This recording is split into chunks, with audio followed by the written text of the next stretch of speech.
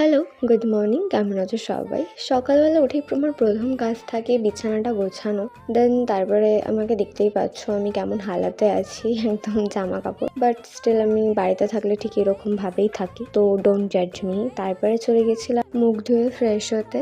But জানো তো একটা কথা, আমি বহুদিন হলো আমার সেকেন্ড পিয়ার্সিং করেছি, প্রায় 1 বছর হতে গেল। বাট এখন ওইখানে এত ব্যথা হয় না মাঝের মধ্যে, কিছুটা ঠিকই হচ্ছে না। দেন আমি ব্রেকফাস্টে খেয়েছিলাম এই বিস্কিটগুলো। তারপর আমার প্রিয় রাধা মাধবের আমি দর্শন করতে করতে কিছু আমার নোটস লেখার ছিল, সেগুলো কমপ্লিট করে স্নান করে এখন ফ্রেশ হয়ে চলে এসেছি। তারপরই রোজের মতো বেশিরভাগ আমি নিচেই চলে যাই নারদ দর্শন করতে, আর সেই মতোই আমি চলে গেছিলাম নিচে। আর তারপর তো আমার নিচে গেলে কাজ থাকেই, তো নারদ দর্শন করার পর আমার কিছু কাজ ছিল আমার বিজনেসের, তো আমি সেগুলো করতেই বসে গেছিলাম। বহুদিন ধরেই হার কানেরটা পড়েছিল, এটা অলরেডি 3-4টে সোল্ড হয়ে গেছে। আর কিছু কিছু বানানো থাকে মানুষের যদি দরকার লেগে থাকে। তারপর আমি আজকে এখানে বসেছিলাম। ওয়েদারটা তো এখন জানোই, কখনো বৃষ্টি পড়ছে, কখনো আবার রোদ উঠছে।